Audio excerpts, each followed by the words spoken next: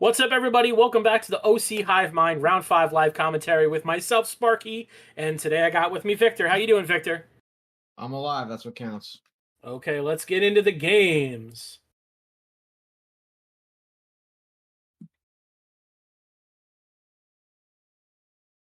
So this is me versus Brian. Izzet Wizards versus Goryo's Vengeance. What dog you got in this fight, Victor?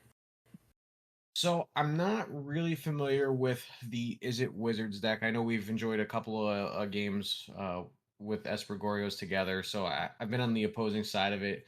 Really haven't seen much of the Wizards deck.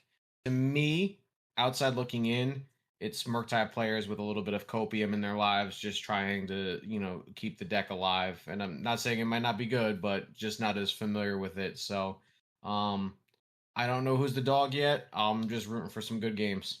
That's understandable. As you could see with the die earlier, we had Brian on 5 cards to start for game 1.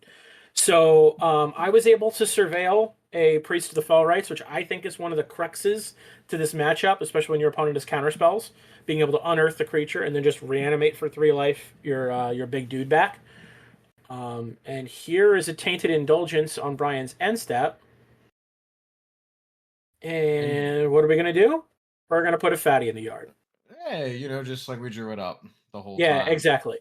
Now, I think that the matchups are definitely interesting. I do think some of the Murktide folks, myself, Calvin, and a few of us, have been like matriculating around this Izzet Wizards deck for a little while, trying to decide if it's pretty good. I think Jeskai is just a better version of it. I think One Rings just make the energy decks better. But like the whole I guess allure of Bolt Snap Bolt is still, ingrained in the modern player's DNA, right? Yeah, I mean, listen, it's a strong strategy. Flame of Anor is a great card.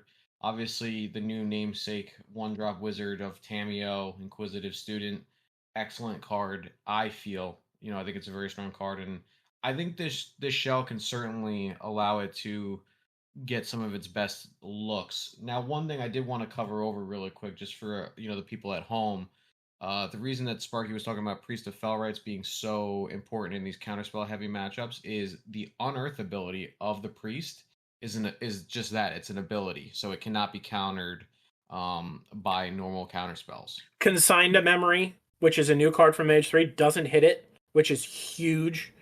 Yep, it is an activated ability, not a triggered. Yeah, imagine if we got Stifle. No. Drew my fun of one of. I see the Buried Alive in my hand. Another way to put the Priest of Fell Rites into the graveyard. There's a few different combos you can do with the Buried Alive that help it be that much better in certain matchups. Like you can put 2 priests into the graveyard. You can put like 2 priests and a fatty in the graveyard, or you can put like some griefs if you want to like animate a priest and then get a grief into play to try and see what your opponent's working with. If you have like an ephemerate or whatnot. But I tend to lean towards like the all-in combo of just getting my guy into play as quick as I can. Sometimes it's on turn 5. Listen, I'm always happy to see a card, especially like Buried Alive. I know, for the historic people out there, I know it's been seeing some play.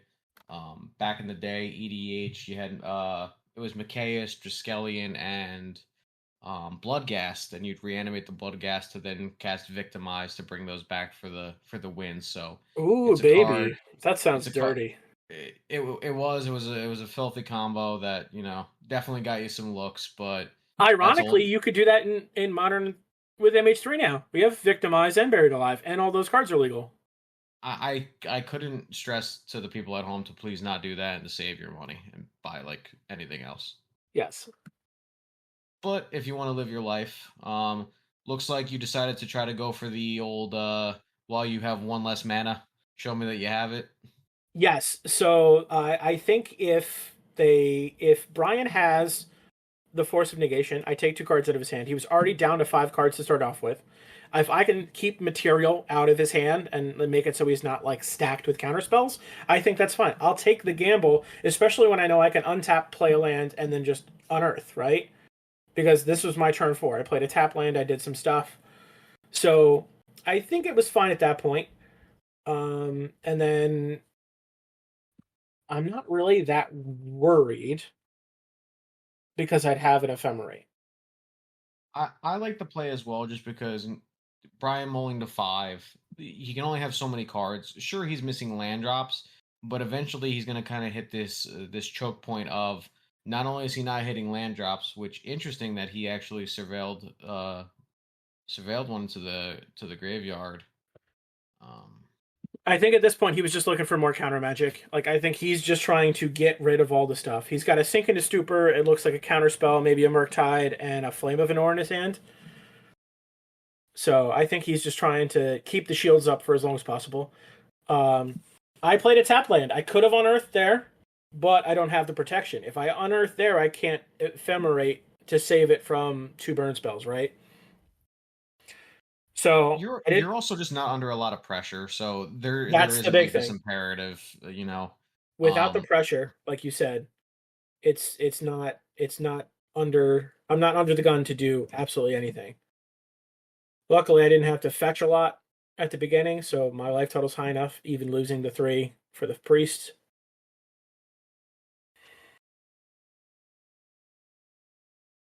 I know it's a little bit hard to tell for our viewers at home. Did you have a Godless Shrine in one of those tap lands? Yes, there is a Godless Shrine. The 2 on the left are Undercity Sewers, Godless Shrine, and then it's Swamp, Hollowed Fountain, and the other one is Overgrown Tomb. The untapped one is Meticulous Archive.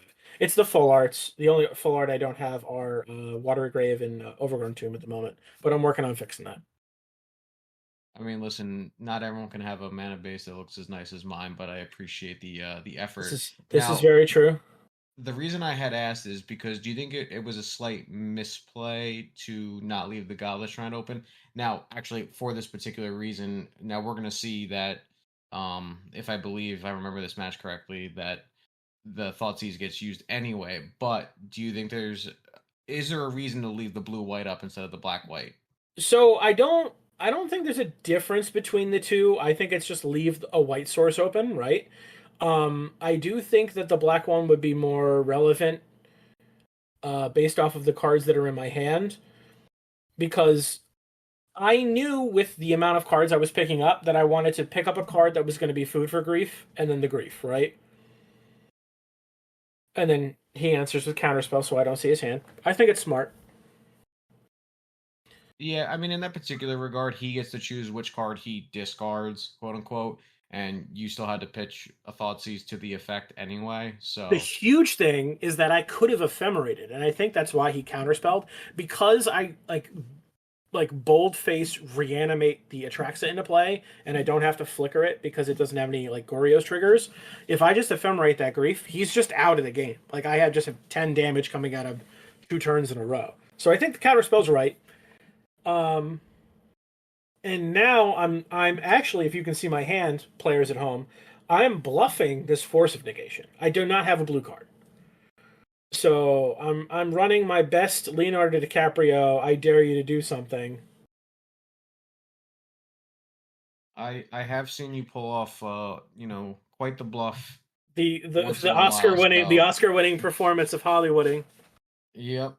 So not surprising to me to see you to pull off that strong bluff there, but sometimes the experience does help to have pulled it off before. So I like it. Yeah. Would I do it? No, but And then always had it. I draw the yeah, Atraxa. Never didn't have it. be rewarded, because why not? Get in there with the Atraxa. Now I think this is a weird obviously line I'm about to make. But the fact that he just didn't block, is he saving the Tameo for later? I don't know.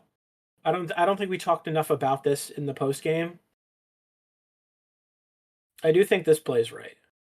Like, I don't want him to get material. I don't want him to attack me and then crack a clue and then like draw something that gets him back into the game. Yeah, because I mean, also randomly the Tameo could flip, and then you might have to devote a turn. Which, Brian being at 11, that's 2 turns, and then obviously if the Tameo becomes a problem, or you think you have to kill it, that's potentially a 4, or I'm sorry, a third turn. Yeah. Um, added back. So Right now, he's playing the Flame. 2 cards in hand before the Flame was a Sink at a Stupor and a Invert Polarity. It looks like he's drawn another Tameo and a Lightning Bolt and another card that I can't see. I think it could be a Galvanic Discharge. I could be wrong.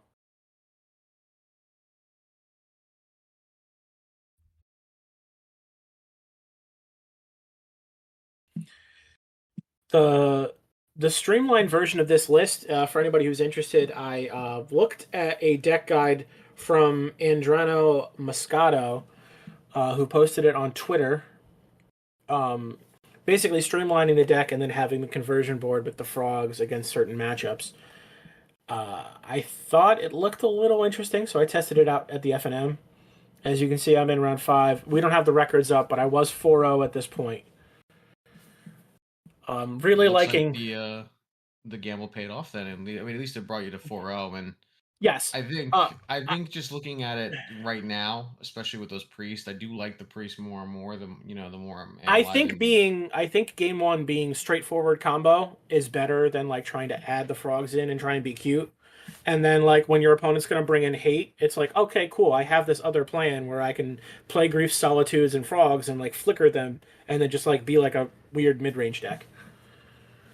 Which is what I actually had to do round 2 against my opponent Yogg, who was playing a Sultai Vengevine deck. All right, that makes sense. It looks like Brian had seen enough.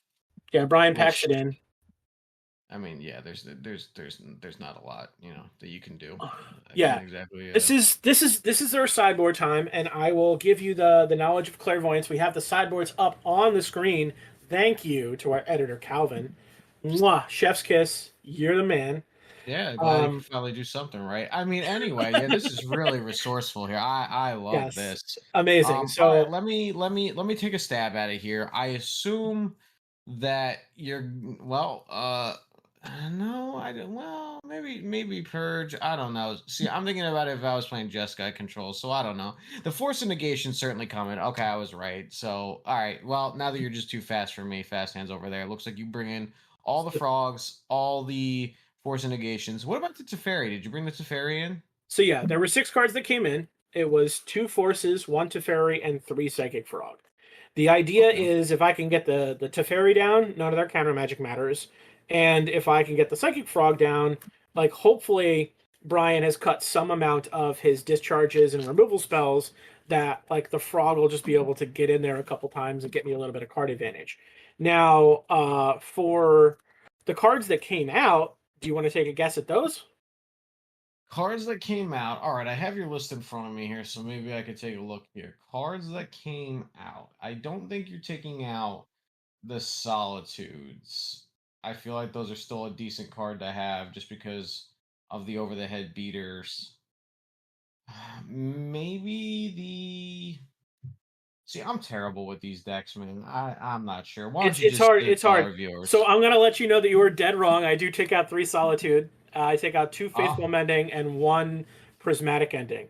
But because he's... So that's normally what I would do for Jeskai. But I had to alter it a little bit for his list because I wanted to leave the pending in the deck for any case, like corner case scenario where he may or may not have like graveyard hate that sits in play, right? And as you can see, he does have the hearse. And he's got like Dress Down and like Blood Moons. So I want to have the pendings in case any of that stuff happens, right? So instead, what I did was I believe that I cut the Buried Alive.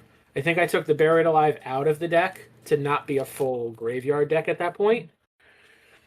In case he has like a large piece of graveyard hate.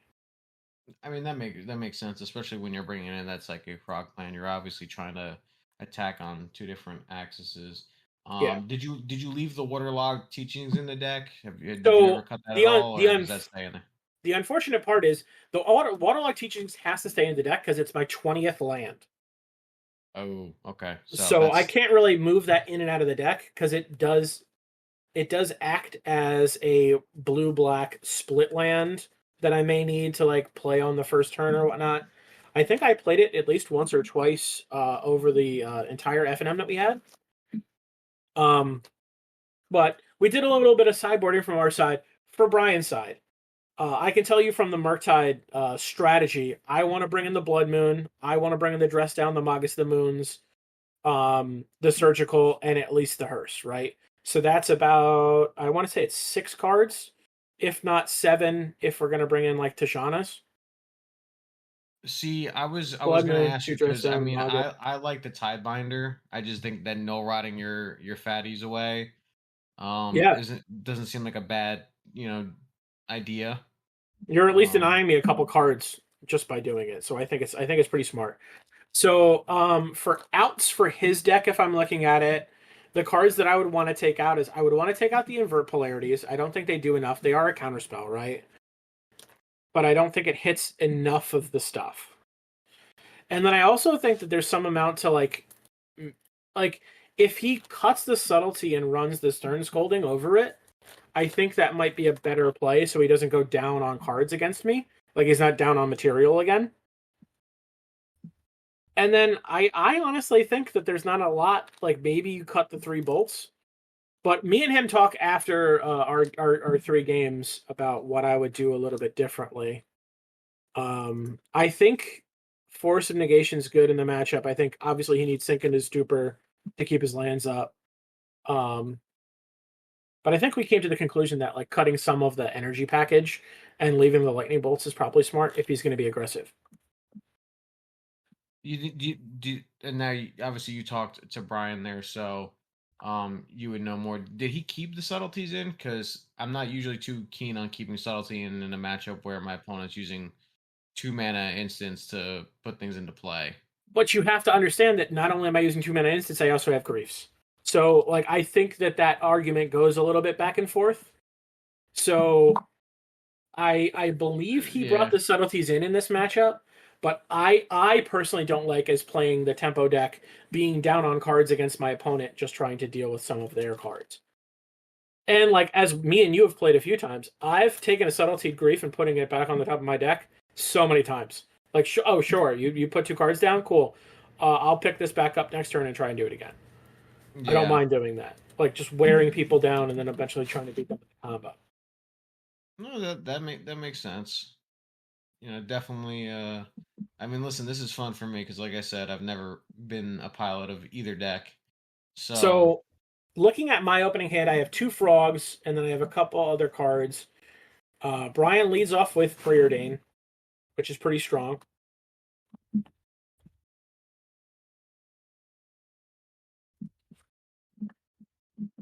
2 words you never hear: Wayne quit. Tamio. okay, good start there. I don't mind that. I mean, listen, if you're seeing Tamio, you're in a pretty good position, especially because I always forget that it flies too. Ooh. Ooh. Things don't look good for Goryo's hero. Tamio Mm, won't get in mm, that red zone. Love to see it. Gotta be honest, he actually has the token, which is the cooler looking clue token. that is a pretty nice clue token.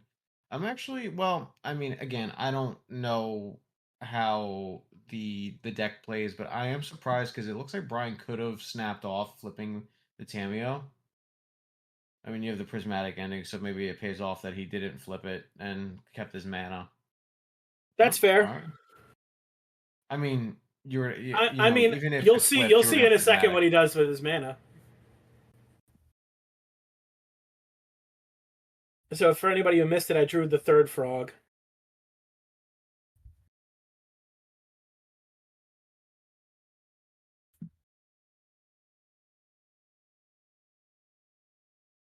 Can you guess what he's going to get flashback to? I couldn't possibly guess that it would be that spell snare that just Yeah, you Spellsnare know. just took down 2 of my frogs. Wow. It Okay. Well, was we'll have to it put was the bleep in for the post production, but it you know was what? not That's a it was okay. not a good feeling. I'll tell you that off the rip. Um, Maybe modern is healing because that looks like a play from about 2015 modern. yes. There's a part of me that was very happy that happened. Another part sad I lost my frog.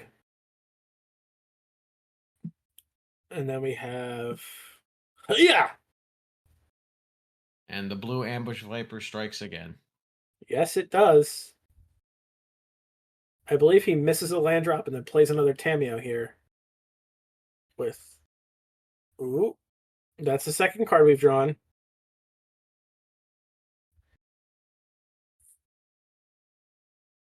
Draw land.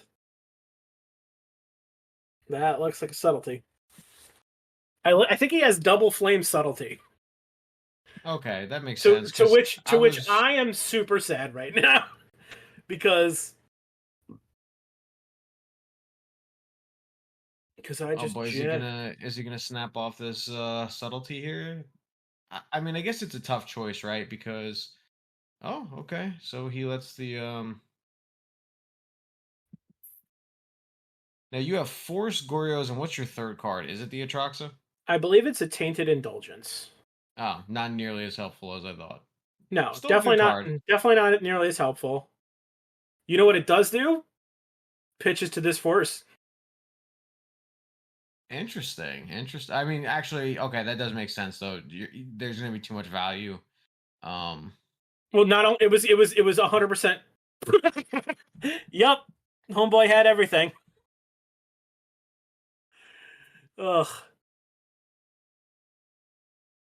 I have a yeah, it looks Goryo's. like it's a little tough there. You're stuck with Goryos, so what you have to hope for is this Surveil land to put a Gristlebrand or an Atraxa. At this point, I'm just done with the game. I'm playing Ryan's deck.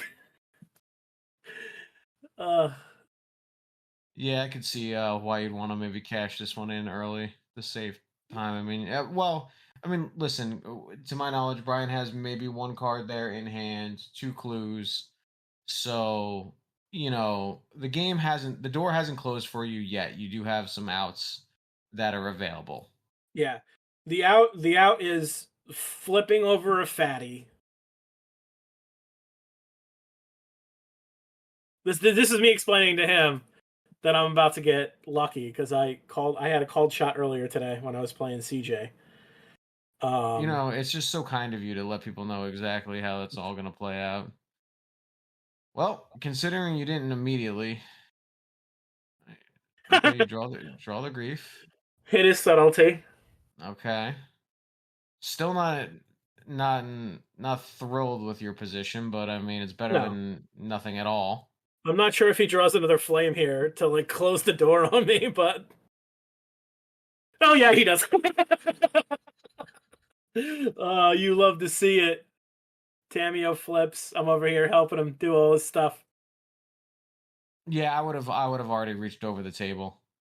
I mean, to see three flames with no cards in hand, that would have me in the stratosphere of just Yeah, I absolutely plus this salty. Tameo for him. You're so kind and benevolent. I mean, really, just chivalry I mean, would not I exist. just gotta play. I gotta play to my outs. My outs are me beating myself. I think he starts cracking clues here, which is so good for him.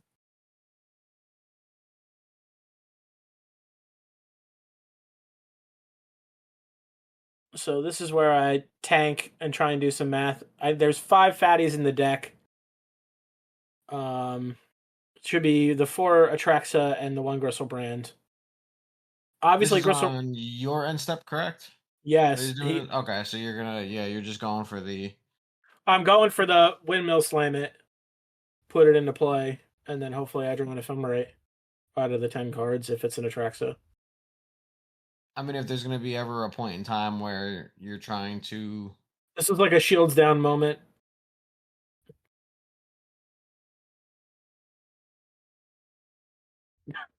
All right, well, I don't think your marsh flats deserve that kind of hostility, but I No, understand. it's been doing well for me.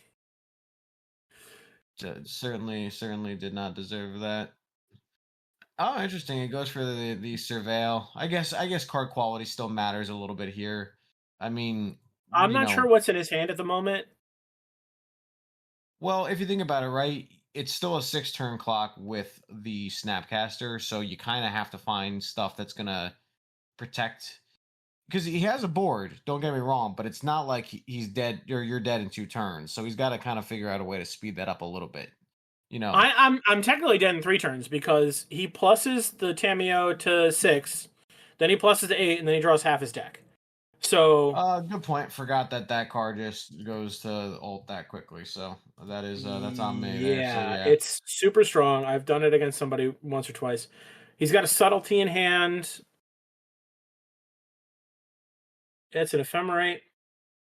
I contemplate my life decisions. Should I have driven to this FNM tonight? He's cracking clues. He's drawing cards. That's a dress down. Don't like that at all. Yeah, looks like dress down, subtlety, and unknown card. So,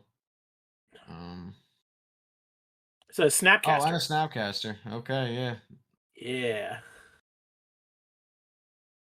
I think that's a Murktide.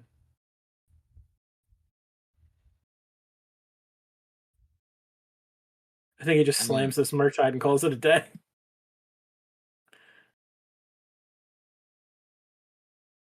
Now yeah, I guess it's doing everything that.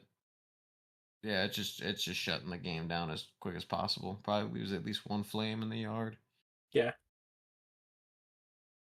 2 counters, makes it a 5. So it's. I definitely. So while I may be wrong here, I think he should have just went for the bricks counter because it's lethal.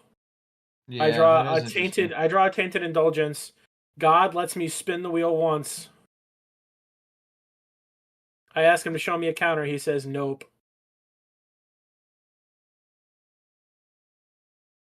Oof. Hey, well, there's waterlog teachings. Sometimes you're the bug, sometimes you're the windshield. So yes. Did anything change for you? Versus play versus draw. No, nothing changed. I do believe I mulliganed this game. I'm not. I think I was at 6. I think we both went to 6. So I'll let you know. Based off of what I take, I think you can tell what I'm trying to play for my second turn. Well, if you take the bolt, then you're clearly repping the Psychic Frog, and if you take the Tameo, then I don't know.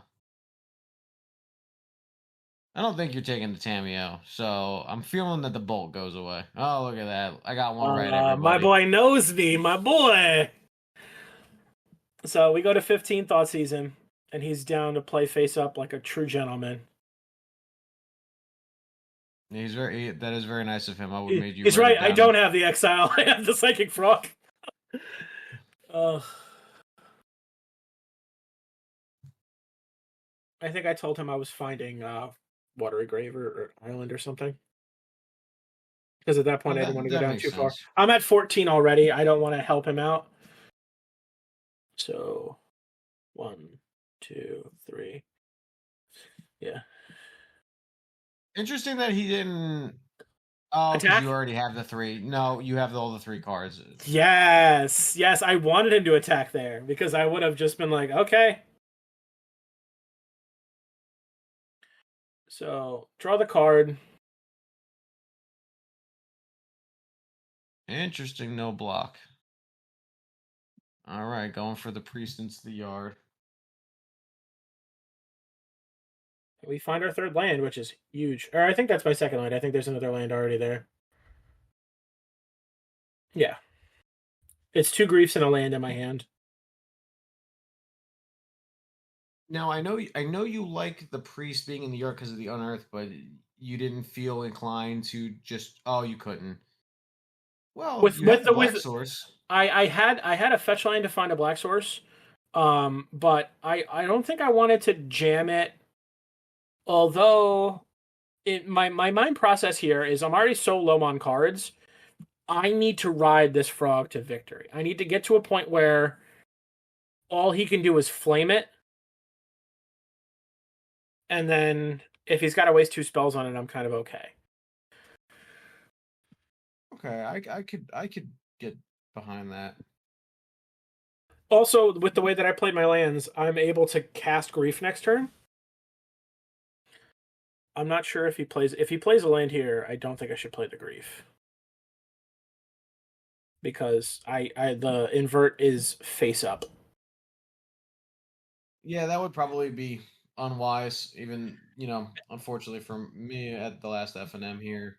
Yeah. Lost all my invert opponent flips. So I totally get being scared of it. Mad unfortunate for your boy.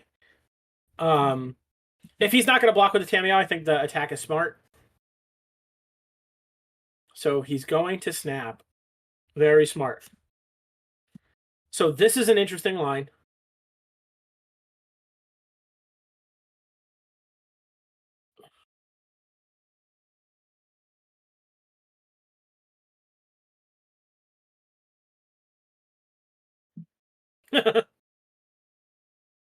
We got him, ladies and gentlemen.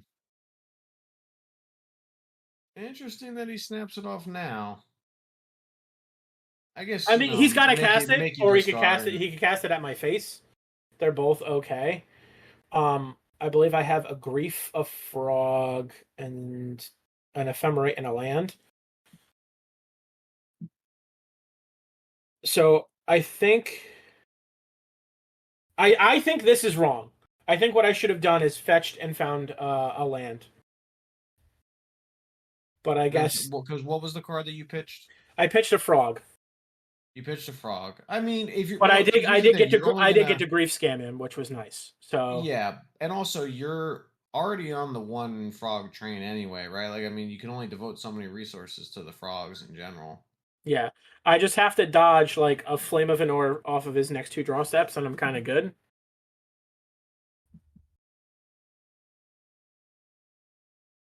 I put myself down to 12.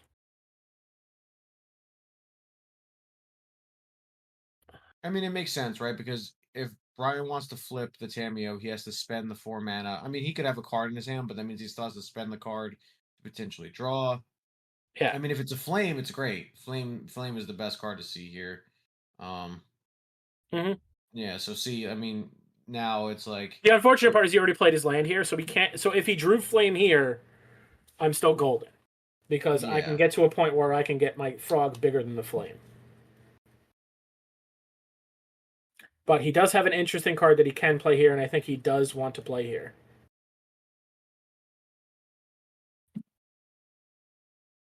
Unfortunately, I have not mastered the art of seeing cards almost at a 90-degree angle, so hopefully. So he has an unlicensed hearse in his hand. Oh. I believe he has an licensed hearse and a preordain. So he plays the hearse and he passes to me, which I think is smart. Yeah, well, there's no reason to activate it, right? No, sure. The ephemerate comes back and hits the grief. I draw. And then I always forget this because my dude's already in play. Guess how many creatures I turn sideways? Ooh, big. That grief is definitely summon sick. Oh, okay. Grief. Well, at least you caught it. I would have been more upset if it, you know. So I get in for 3. I knock him down to 8. I have 3 cards in hand at the moment. Looks like you draw a pending. I have a pending in hand, yes. And I was gonna ask you what you were gonna snap it off on. Well, it's because watch what happens.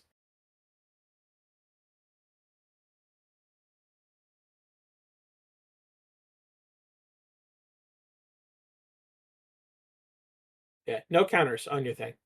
Oh, that is very good. I like that. I like that play. Very spiteful, but also just good value. Yes. We crack the clue. He draws a card. I believe he finds a land here. It's a Spire Bluff Canal. He's at 8. I have 1, 2, 3, 4, 5, 6 with 2 cards in hand. Draw for turn. Cannot block. Now, well, here's the interesting part. Now, I'll stop here. Discarding is part of the effect. So technically, this third card in my hand is already in the graveyard. So I should have put them in the graveyard first. Yes, because then he would have had 2. Okay, yeah. I mean, it would have happened anyway. Yeah. And all right, and there you go. And we got across the board with the mid-range hand, and now we go and talk about. As I said in the video, hippity hoppity, ain't no stopping me. I got to take the 5-0 down. Frog is pretty good. I think I'm going to keep trying to iterate on the Demir Murktide list. Definitely love the Frog right now. But it's what did you think about this game? Are there any good takeaways? I know it's not a Nadu game. I know we're not playing with any of the super powerful cards, but No, listen. I love mid range. These decks, while they are, I mean, the Izzet Wizard is much more mid range, slightly leaning towards tempo, and Mhm. you're almost combo leaning into a like fallback mid rangey game plan anyway. So it definitely gets into the weeds of stack interaction, which I'm always a fan of. You know me, I love knowing how things are going to work on the stack and how to best get those advantages anywhere that I can. So I Yeah, can appreciate this kind of gameplay. I think Goryo's is in a strong spot right now where decks that rely on counter spells is like just not great against Goryo's. It's just not where there's not a lot of tools that can properly kind of handle how some of this is going, especially between grief and ephemerate. Um, yeah. so, and again, and listen, Brian is an excellent pilot. Obviously, got to the 4-0 table here. Overall, I don't know how I feel about the Wizards deck. Again, I just don't know overall if it's just trying to cope with the fact that Murktide in its previous iteration doesn't exist anymore. Uh, I uh, do think Tamio is a strong addition and I no, like no, I'm with Flame and you. everything else, but I am a little hesitant to feel like it doesn't feel as strong anymore. So in my mind, I'm wondering because you know how I like to be. If I'm gonna do something, if I'm gonna do a game plan, is there a better way to do it?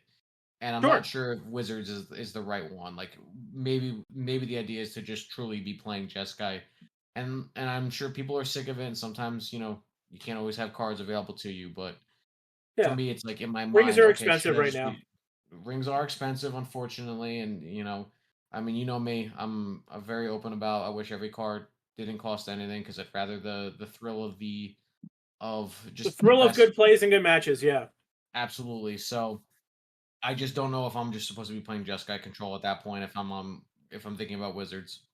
I think that's fair. I think our last week's round five would be greatly disappointed in you talking this much shit about Murktide, having had Murktide go 5-0 last week. But I will say that there are some Murktide enthusiasts like myself and Brian and Calvin, who our editor is, who stand our blue red tempo decks. And basically, I do think there are some iterations of it moving forward. I think the format needs to be more defined for Murktide to be good because it needs to fight against specific stuff, being a tempo deck. Um, but I think in this format currently, if and when Nadu goes, which I do hope it goes, I think it'll be an interesting format with the Necro decks, with the Goryo's decks, with the Jeskai and the Wizards decks, and you have all these other like good value engines. Like I think good value engines are what's going to make good fun games. And you kind of see a little bit of that. Do we not need these free cards like Grief and Solitude? Probably not. But I think the Pro Tour said it the best, where Nadu was the problem and Grief was our hero. And as much as I think some of us want it gone, as like broken as it really is, I think there's some aspects of like Grief being an okay line of play in this format. Uh, but we currently live in a day where everybody's getting protection from the rings, and we have a whole bunch of other fun things going on. So I think I think without the bird, I think modern will solidify into like a pretty fun format, which will be nice. Um, this is us talking about at the end of everything, talking about the sideboarding plans, and I was telling Brian that I think you want to cut some of the high end stuff with the inverts to keep the draws in and to keep some of the removal. Yeah, that makes sense to me. So like he brings in the two graveyard hates, the blood moon, the two stern scoldings, and the dress downs. Because I think he wants to keep in. I think I got a little messed up on the math. I mean, listen, it was never your strong suit, so I won't give you any I won't this give you is any this grief. this is true. Mass for blockers. I do damage in 7, so I really don't care. Yeah, I think I'm telling him here about like dealing with grief with one card as opposed to two cards is better. Yeah, I mean, and that makes sense to me. And especially if you think that your opponent's gonna start bringing in the Psychic Frog, I could see Stern Scolding being an actually decent and And I solid, add-in. Yeah, definitely. I also think that like I don't know if Lightning Bolt's good enough post board because like the only cards it hits are like the frogs, whereas like the Galvanic Discharge can like hit a frog early or hit like one of the other guys early and then give you some amount of energy and then maybe get to a spot where it could seven one of the big guys. It's a lofty goal, right? But if it does happen, like it's still pretty good. Like it's another thing besides Flame of an Aura or like two spelling one of the fatties. But yeah, I think definitely had fun rounds of matches this week. This was definitely a fun one to watch because it wasn't just combo finish. There was a little bit of a mid range game going on. Like you said, mid range games are always going to be a little bit more fun. But yeah, Yeah, I mean, listen, from an interaction standpoint, of course, but that's also just how I like my games of Magic. I mean, there is nuance to, the deck triangle of control versus aggro versus combo, So there's always, different matches to see, but I love me some interaction. yeah. But that's been us for round 5. We appreciate you hanging out. Say goodbye, Victor. Goodbye, Victor.